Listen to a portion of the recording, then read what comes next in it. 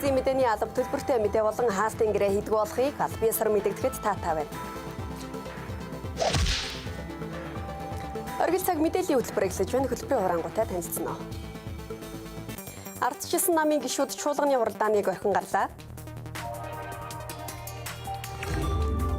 Газрын тос боловсруулах үйлдвэр гадаад зээлийн хязгаарлалтаас шалтгаалan 15 жилийн дараа ашиглалтанд орох магадлалтай байна. 15-аас 35 насны иргэдийн 68% нь санхүүгийн суурь ойлголт дутмаг мөнгөний хэрэглээгээ урьдчилан төлөвлөх чадваргүй байдаг. Эдгээр олон бусад мэдээний дэлгэрэнгүй өнөө орой шууд хүлээн авч үзсэн.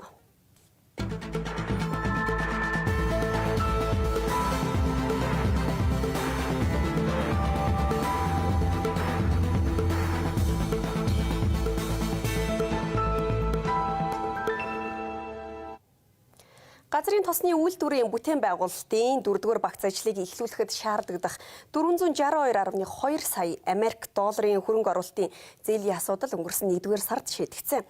За одоогийн байдлаар үйлдвэрийн бүтээн байгуулалтыг үргэлжлүүлэхэд түүхийн эдийн хангамжийг нэмэгдүүлэх, ажилтнуудын байрлах, хотхоныг байгуулах зэрэг асуудлуудыг нэн тэргуунд шийдвэрлэх шаардлага тулгараад байна. Улмаар үйлдвэрийг 2028 он гэхэд ашиглалтанд оруулж боломжтой гэж төлөвлөгөөг албаныхан танилцуулж байна. Газрын тосны үйлдвэрийн бүтээн байгуулалтыг 2016 оноос хойш өнөөг хүртэл үргэлжилж байна. Анх бүгд найрамдах Энтек улсаас 1.2 тэрбум Америк долларын зээлийг авч 2019 онд албан ёсоор бүтээн байгуулалтыг эхлүүлсэн байдаг. Хэдийгээр тухайн үедээ бүтээн байгуулалтын ажилд хүрэлцгүйц хэмжээний зээл авсан ч цар тахлын дараагаас дэлхийд дахинд үүссэн эдийн засгийн хямралаас шалтгаалan ажил удаашрсаар хугацаа алдаж иржээ. Мөн түүнчлэн зээлийн үндсэн төлбөр төлөгдөх хугацаа болж төсөл зогсох хүртэл нөхцөл байдал үүсэт юм. Харин өнгөрөгч 1-р сард 4-р багц ажлыг эхлүүлэхэд шаардлагадах төсөв хөрөнгийн зээлийн асуудлыг шийдвэрснээр бүтээн байгуулалтын ажил үргэлжлэхээр болсон юм. Газрын тос боловсруулах үйлдвэрийг 2028 онд ашиглалтанд оруулна гэж төлөвлөж байсан. Гэвч 3 жилийн хугацаанд энэхүү бүтээн байгуулалтыг үргэлжлүүлэхэд 1.6 их найт төгрөгийг ашиглах шаардлагатай. Гэтэл 2025 онд гадаад зээлээс ашиглаж болох таац нь газрын тосны бүтээн байгуулалтын үйлдвэрт гэхэд 200 тэрбум төгрөгөөр хязгаарлагдаж байгаа юм. Ийм байдлаар энэ үйлдвэр 15 жилийн дараа л ашиглалтад орох магадлалтай байна.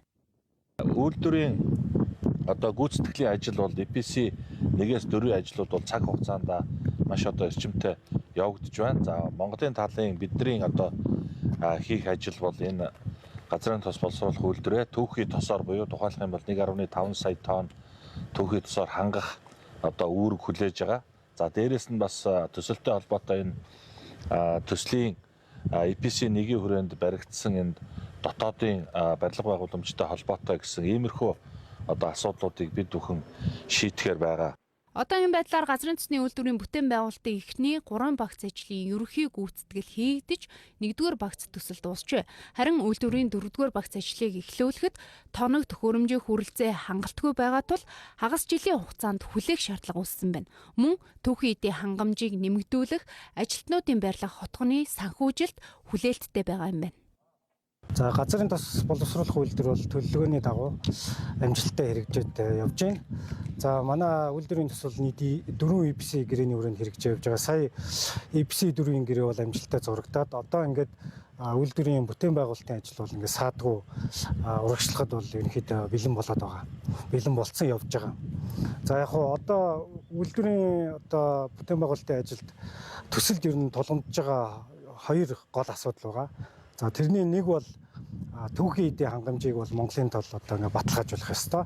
За хоёрдугаар асуудал бол манайх бас үйлдвэрээс гадна бас бусад дэд бүтцийн төслүүдийг бол хэрэгжүүлж явж байгаа. Тэрний нэг бол ажилчдын хотхны санхүүжилтийн асуудал. За энийг бас бид нар бас ингээд дотоод шийдвэрлээд явах ёстой.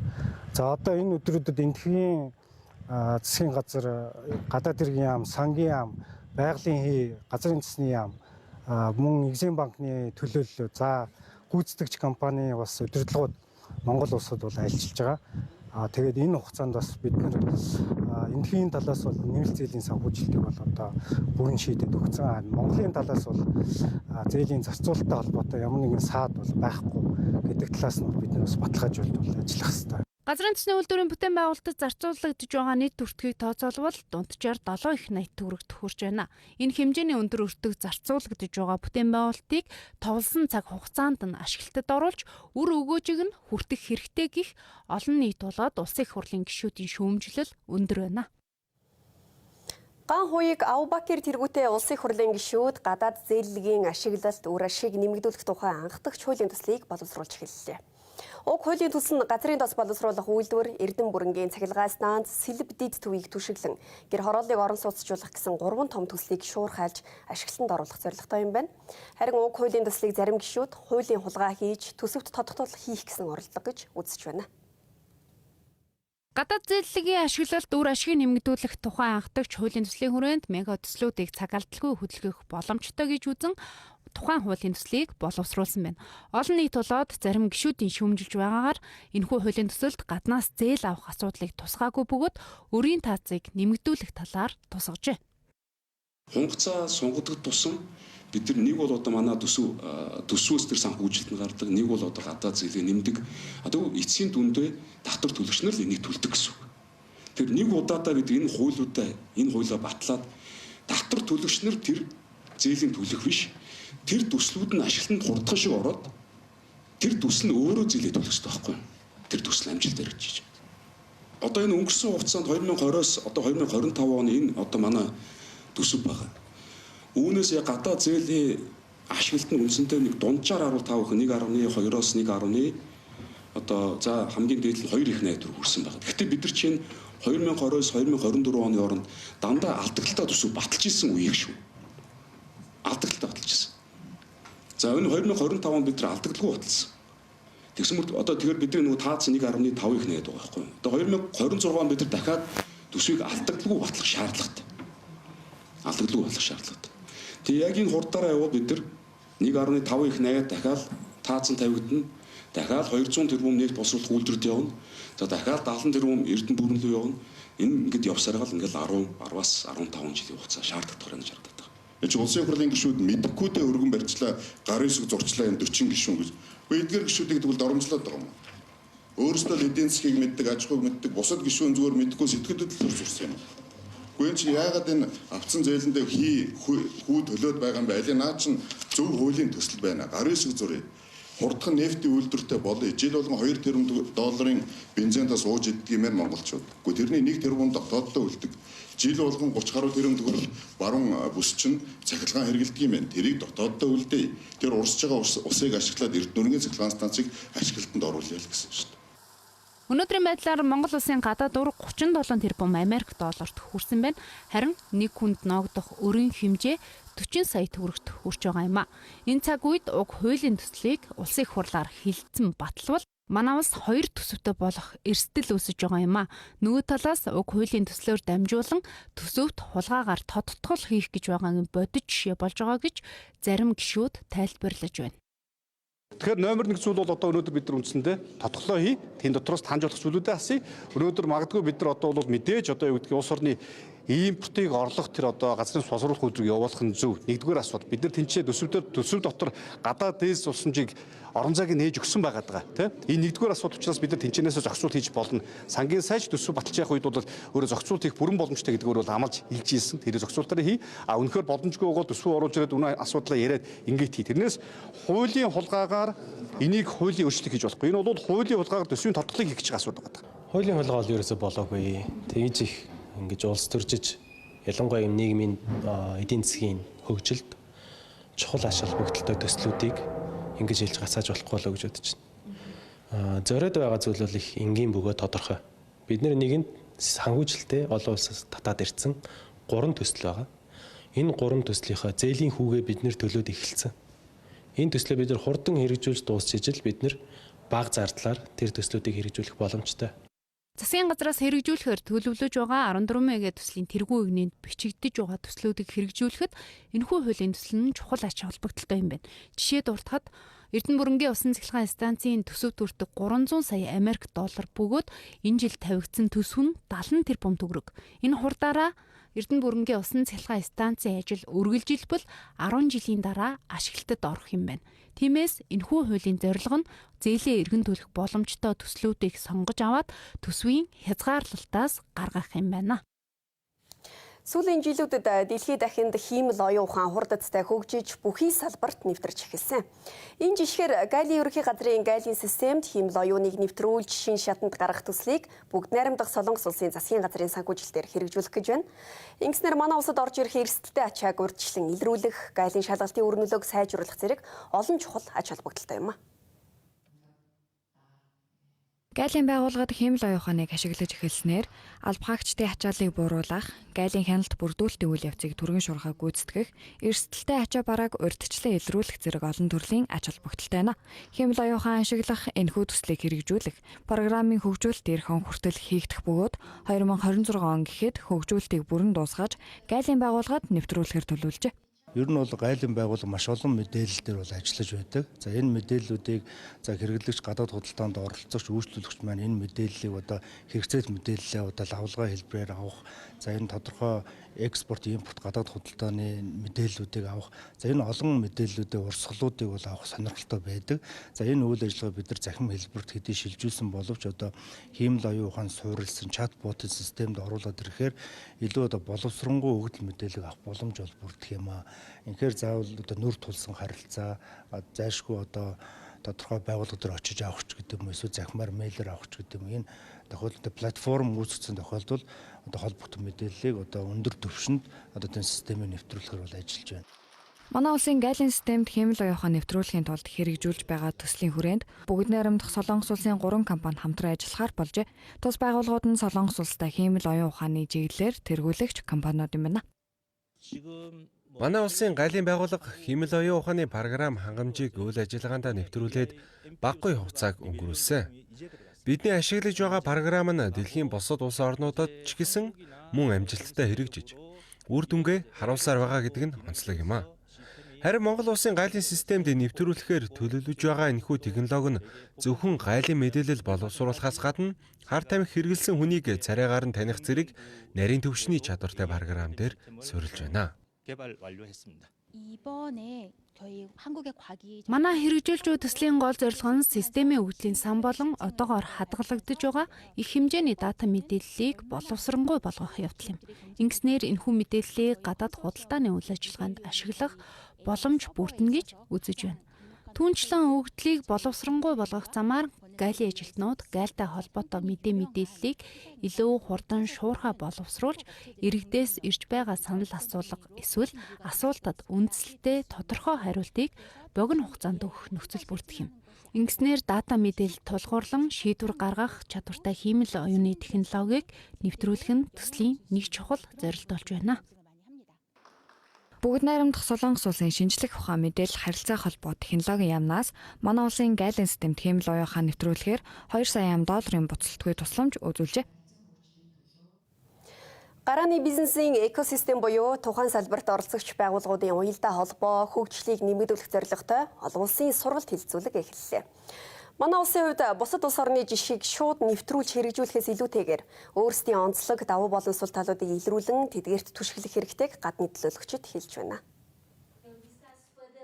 Өнөөдрийн байдлаар манай улсад 50 гаруй гарааны бизнес эрхлэгч бүртгэлтэй байна. Бизнес эрхлэгчдэд хууль эрхцэн орчин, хөрөнгө оруулалтын дутмаг байдал болон ментор зөвлөгөө, туршлага солилцох боломж хомс байдаг нь үйл ажиллагаагаа үргэлжлүүлэхэд бэрхшээл үүсгэх болжээ. Иймд гарааны бизнес эрхлэгчдэд тулгамдж байгаа асуудлыг шийдвэрлэхээр олон улсын сургалт хэлэлцүүлгийг салбар яамнаас зохион байгуулж байна. Тус хэлэлцүүлэг нь гарааны бизнесийн хөгжлийн бодлого, экосистемийн бүтэц, оролцогч байгууллагууд буюу төр хувийн хвшлийн хамтын ажиллагааг сайжруулах зорилготой юм а. Мөн олон улсын сайн туршлага, экосистемийн дэлхийн чиг хандлагыг таниулж байгаагаараа их ач холбогдолтой байна. Улс орнуудад шинэ ухааны технологийн бодлогоо хэрхэн хэрэгжүүлж байна. За энүүгээрээ дамжуулж стартап хэрхэн дэмжиж байна гэдгийг тал бүрнээсээ ярилцаж дундын шийдлийг гаргах юм зорилготой.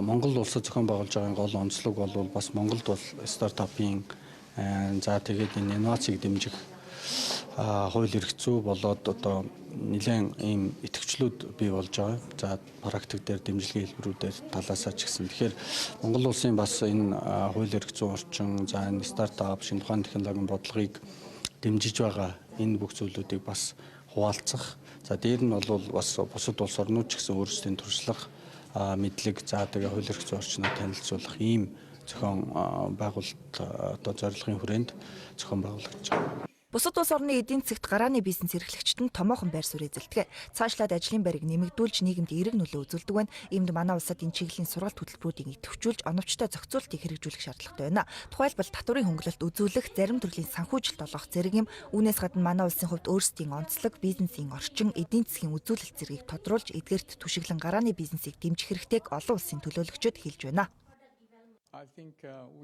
Солонгос улсад энэ чиглэлийн боловсролыг олгох тал дээр ихээхэн анхаарч ажилладаг. Тухайлбал боловсролын байгууллагууд бага ангиас нь эхлэн хүүхдүүдэд ойлголт, мэдлэгийг олгож байгаа.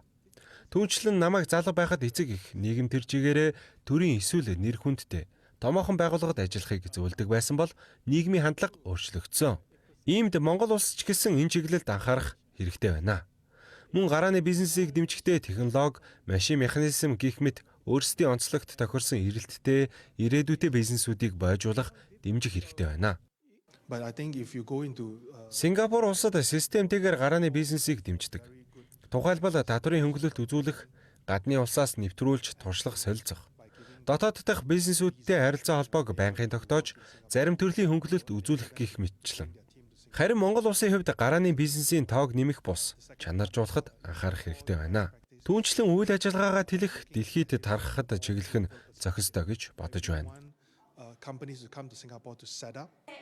Иймээс манай улс цохих арга хэмжээг авч гарааны бизнес эрхлэгчдийг бодитойгоор дэмжих хэрэгтэй байна. Тус хэлэлцүүлэгт Азийн бүтээмжийн байгууллагын 16 орноос 19 төлөөлөгч оролцож туршлага солилцож байна. Үргэлжлүүлэн дотоодын зарим үйл явдлын товч мэдээг хүлэавч үзнэ.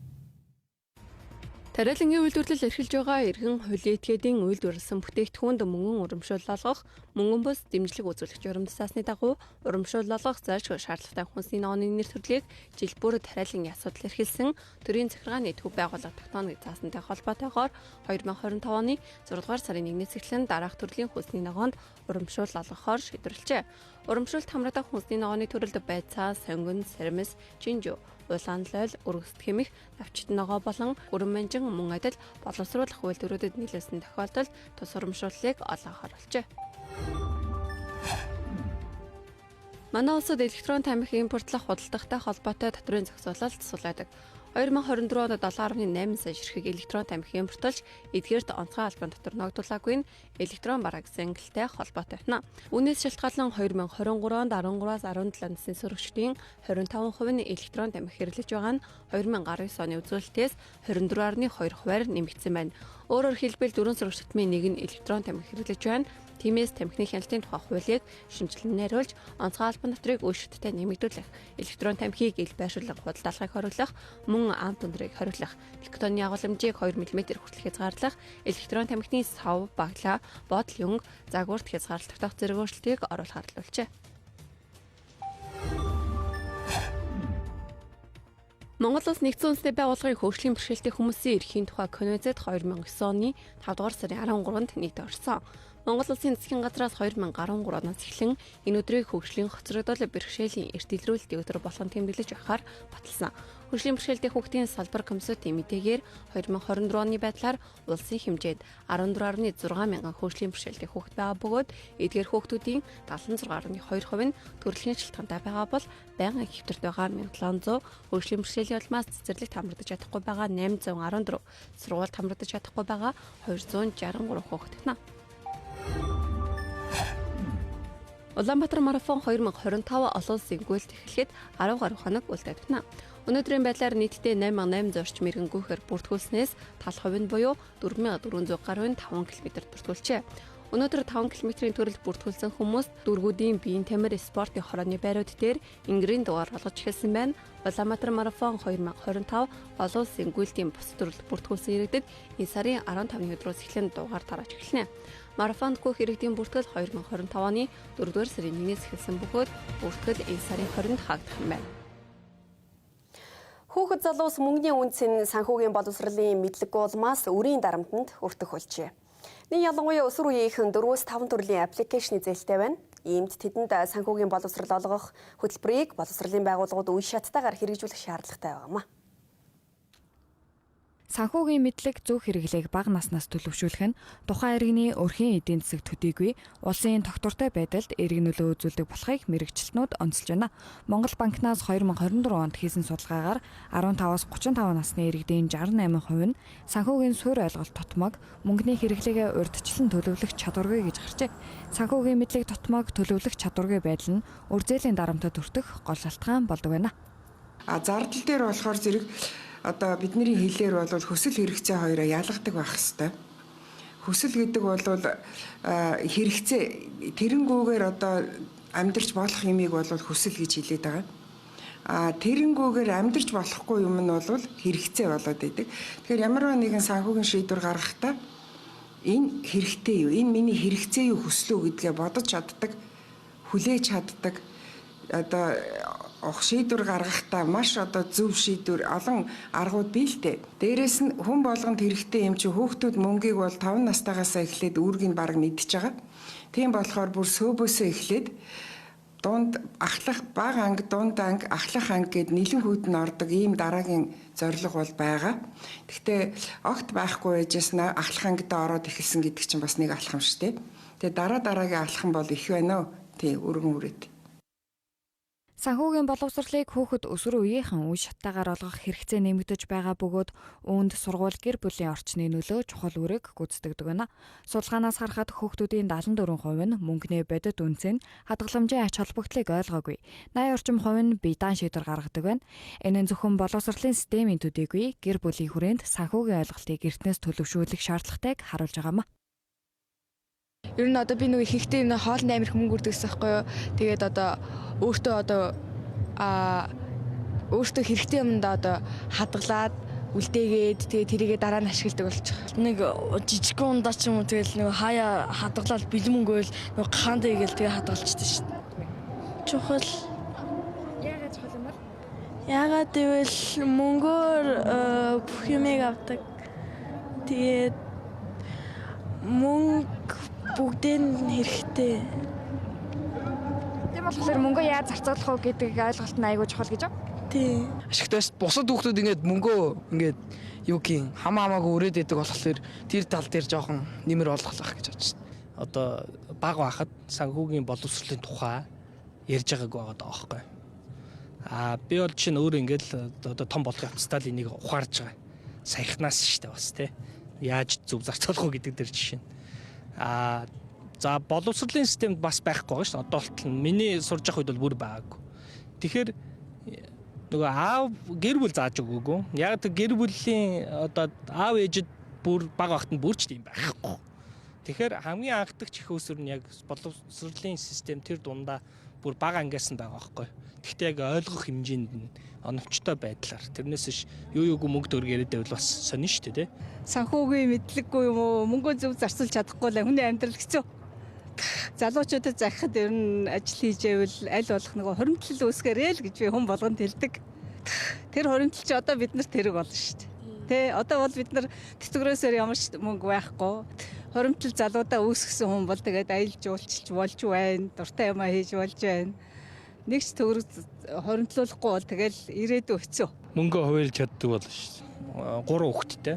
Тэг ингээд харахаар за ер нь нэг 6 нас хүрэхэд хүчснээс хойш бол яг ийм санхүүгийн юм харилцаанд ороод ингээд болчт юм байна гэж анзаарсан. Тэгэхээр одоо тэр чинь 1-р анги аваад байгаа байхгүй. Тэгэхээр ер нь л 1-р ангиас нь багаар ингээд ордог ийм системтэй сургалтын систем бол зайлшгүй хэрэгтэй. Тэгжиж дараа чи үе нөгөө зөв ухамсараараа зөв сонголт хийдэг болж байгаа байхгүй. Олон улсын байгууллагуудын судалгаагаар хүүхэд залуусын дунд мөнгөний зохистой хэрэглээ хадгаламжийн ойлголт хангалтгүй байгааг онцолжээ. Иймээс санхүүгийн боловсролыг ерөнхий боловсролын сургуулийн бага ангийн хөтөлбөр тусгах шаардлагатай гэдгийг эдийн засагч онцлсан юм а. Улмаар боловсролын яамнаас энэхүү асуудлыг судалж, үе шаттайгаар сургалтын хөтөлбөрт хэрэгжүүлэх бэлтгэл ажлыг хангаж эхэлжээ. Яаман дээр ахлах ангийн одоо санхүүгийн боловсролын бишээ хичээлүүдийн хөтөлбөр дандаа шинжлэгдэж идэг шүү дээ. Боловсрол чинь нийгмийн ухаан шүү дээ. Нийгэм хөгжихийн хэрээр боловсрол дагаж хөгжих ёстой шүү дээ. Тэгээ хавь зах зээлийн эдийн засаг шилжчихсэн учраас санхүүгийн боловсролын асуудал үнэхээр өмнөхөөсөө илүү чухал гарч ирж байна. Тэгээд одоо шинжилэл 27 онд одоо бага ангиасаа эхлээ шинжлэгдэж байгаа хөтөлбөр. Манай ахлах ангийн хөтөлбөр бол 27 онд шинжлэгдэнэ. тэр болтол одоо бэлтгэл ажлаа хангаал явуучих хэрэгтэй. Дэлхийн бусад улс оронд хүүхдэд цэцэрлэгийн наснаас нь санхүүгийн боловсрол олгодог байна. Ингэснээр тухайн хүүхдийн насан туршид нь мөнгө санхүүтэй харьцах хандлага болж төлөвшдөг. Харин манай улсын хувьд сургуулийн орчинд санхүүгийн боловсрол олгох хөтөлбөрийг хэрэгжүүлэхээр олон жилийн турш ярьж ирсэн ч одоо хүртэл бодит ажил хэрэг болоогүй хэвээр байгаамаа. Яаралтай жирэмснээс хамгаалах юм буюу олон нийтийн дунд 72 цагийн гэж нэрлэгддэг юм манай улсад 29 нэр төрлөөр худалдаалагдаж байгаа юм а. Эдгээрээс 2 жоргуу олгогдож байна. За тэгвэл тус имийг хамгийн ихдээ жилд 2 удаа уух заалттай ч эмэгтэйчүүдийн талаарх мэдлэг ойлголт хангалтгүй байгаагаас хэтрүүлэн хэрэглэж ахин жирэмслэх боломжгүй болж байгааг эмч мэрэгчлэнүүд анхааруулж байна. Сүүлийн жилүүдэд бэлгийн боловсролыг олгох чиглэлийн арга хэмжээнүүд улсын хэмжээнд идэвхжиж байгаа ч төдийлөн үр дүнд хүрэхгүй байгааг мэрэгчлэнүүд хэлж байна. Нийт ялангуяа эмэгтэйчүүдийн дийлэнх нь хэрэгжилж үзсэн гих 72 цагийн эм буюу яаралтай жирэмснээс хамгаалах эмийн талаарх ойлголт мэдлэг хангалтгүй хэвээр байна.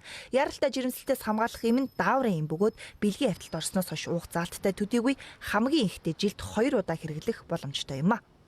Одоо нөгөө хүмүүсийн тэр эмийтэй холбоотойд мэдээлэл тутамгаас болоод нөгөө замраагүй хэрэглэх хэсэд байна. Тэгэхээр тухайн эмийг бол жилд 6 сар тутамд нэг юм буюу жилд 2 удаа ууж хэрэглэх ёстой. Тэгэхээр нөгөө хүмүүс мэдлэг тутамг байдгаасаа шалтгаалаад сар дараалал юм уу бэлгийн харьцаанд орох хоолндоо хэрэглээд байгаа нь гаж нөлөөг бол маш их ихсэж байгаа.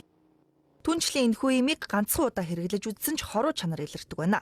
Тухайлбал цус алдах, хэвлийн доод хэсгээр өвдөх зэрэг шинж тэмдэг илэрч улмаар сарын тэмдгийн мөчлөг алдагдаж тасалдахад хүргэдэг.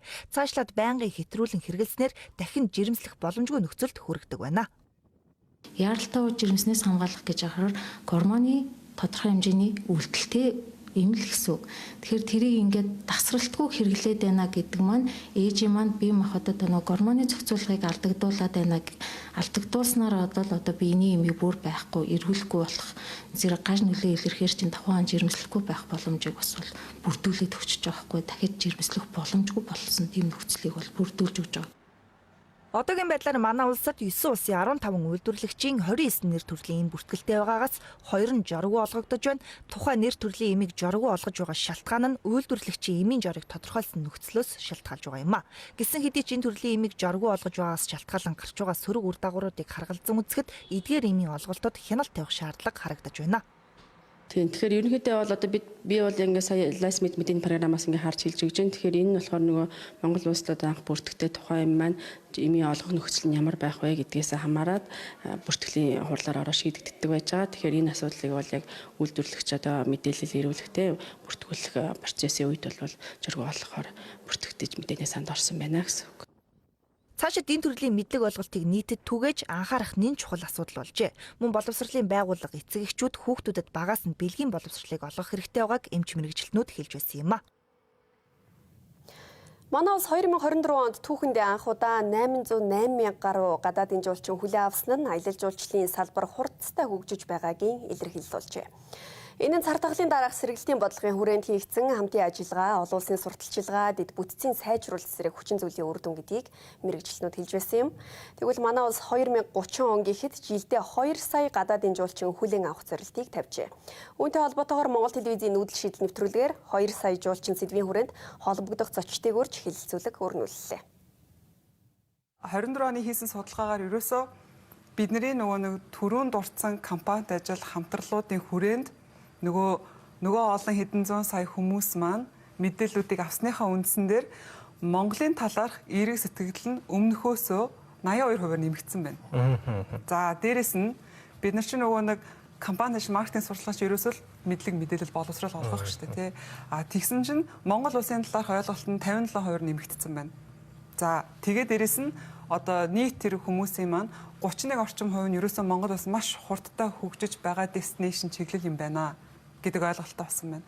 За тэгээд Монгол улсын талаарх одоо мэдлэгийнхэн цаар хүрээнд ингээд 81 орчим хувь за ерөөсөө энэ Монгол руу очивол айгүй гоё одоо бүс нутаг юм байна гэдэг мэдлэгийг аваад тэр дундаасаа шийдвэр гаргалт нь 36 орчим хувь нь болонгууд ерөөсөө би шиг очиж аялье гэдэг шийдвэрийг тухайн мэдээллийг авсныхаа үндсэн дээр гаргасан байна. 2 сая жуулчин гэдэг маань тийм нэг хол тол бол биш юм. За одоо 2024 оны байдлаар 808,000 гэдэг маань ерөнхийдөө бол угаасаа 10 хэдэн жилийн өмнө л ирхэн тодорхой байсан тоо гэж хэлж болно. Энэ дээр нэг эргэлзээд авах зүйл бол байхгүй. Энэ дотор ганц эргэлзээд байгаа зүйл нь болохоор хилээр орж ирсэн бүхэн жуулчнуу гэдэг дээр хүмүүс их яагаад байгаа. Олон улсын одоо нүүбийн одоо харьяаны дэлхийн аюулгүй байгууллагаас зөвлөдөг стандартын дагуу бол улсын хилээр орж ирсэн жуулчны 24 цагаас бага 24 цагаас их 183 хоногоос дээшээ гэсэн 3 ангиллаар бүртгэх ёстой байдаг. Харамсалтай нь Монгол улсад орж ирсэн жуулчдыг 1 ангиллаар бүртгэж байгаа. Өөрөөр хэлбэл одоо жуулчин гэдэг том нь болохоор ийм том яатай шүү дээ. Нэг 24 цагаас дээшээгээ 183 хоног хүртэлх хугацаанд өөрийн орчин байгаа газараас тодорхой зорилго аялаад буцаад ирж байгаа бол жуулчин гэж байна. Зам зургийн нойлууд айгүй муу байгаад байна. Тийм дунд нь яг ингээд нэг ирчүүд гараад ингээд тал дээр бид нар бизнесч болдгоо эмэгтэй хүний хувьд айгүй хэцүү байна гэдэг ингээд ирсэн. Энэ бол яг л бод байдал. Тийм болохоор бид нар энэ улсаас тэмцсэн энэ отор төцөг зам зургийн юунуудын тэрийг бол их сайн хийх ёстой. Нойл дүүшүүдийг бол их сайн хийх ёстой. Одоо цаг явж байгаад нэг цаг амардаг штэ. Тий. Тэрэн дээр тэр юу нэг нойлуудыг их сайн болох ёстой. Ялангуяа энэ масс аяллаа жуулчлал дээр автобус дүүрэн жуулчаа аваад бид нар ингээ гараад авхдаг. Тэгэнгүүтээ явж байгаад юу байдгүй, нойл байдгүй, нойлын асуудалтай байдаг. Тий. Тэгээд ингээд орон нутгийн дотоодын хүмүүс шиг ингээд одоо бизнесаа гэдэг ихэл бол энэ бол маш асар бүтүүлэг юу байдаг. Эндээсээ эргээд бид нар алсын нөлөөгөөр тойроод буцаад нөгөө жуулчд ирэхэ байх үндслэл нэтер тавигдчихдаг байхгүй. Бид нар 2 одоо сая одоо яг ажиллах хүчтэй. Одоо 2 сая ч барах хүрэхгүй ажиллах хүчтэй. Гэтэл 2 сая жуулчин аавна гэдэг. Одоо яг энэ дээр хамгийн том асуудал боловсон хүчингийн асуудал гарч ирж байгаа. Гэтэл яг боловсон үйлчлэгээний байгууллагуудын боловсон хүчин өнөөдөр бол бүр ингээ хоолондор хүрсэн хамгийн том асуудал байна. Гэтэл яг энэ дээр бид нар гаднаас ажиллах хүчийг оруулж бид нар үйлчлэгээнийхээ салбар дээр хүртэл ажиллах тал дээр хүртэл ажиллах.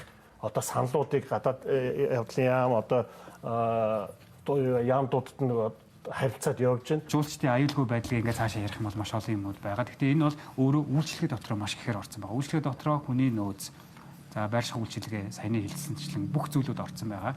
Зам дагуух үйлчлэгээний тасалбарууд хүртэл ингээд орсон байгаа учраас үйлчлэгээ зөвхөн нэг компани, нэг аж ахуй нэгж гаргаад байхгүйгээр бүгдээрээ нийтээр аялал жуулчлалын салбар дотроо бүүнээрээ хамтдаа ингээд шийдъя. Хамтдаа илүү урагшлая. Дижитал халдлагаа илүү орё гэдэг ийм санаачлага бол байна шүү. Мэргэжилтнүүдийн үзэж байгаагаар Монгол улс байгалийн онгон дагшин байдал, соёл уламжлал, нүүдлийн өв соёлоороо дэлхийд онцлог байр суурь эзэлдэг тул бодлого хөрөнгө оруулалтыг оновчтой хэрэгжүүлэх юм бол дээрх зорилт боддоор биелэх боломжтой гэж үзэж байна. Үргэлжлүүлэн ойрын өдрүүдийн цагийн агаарын мэдээллийг хүлээн авч үзнэ.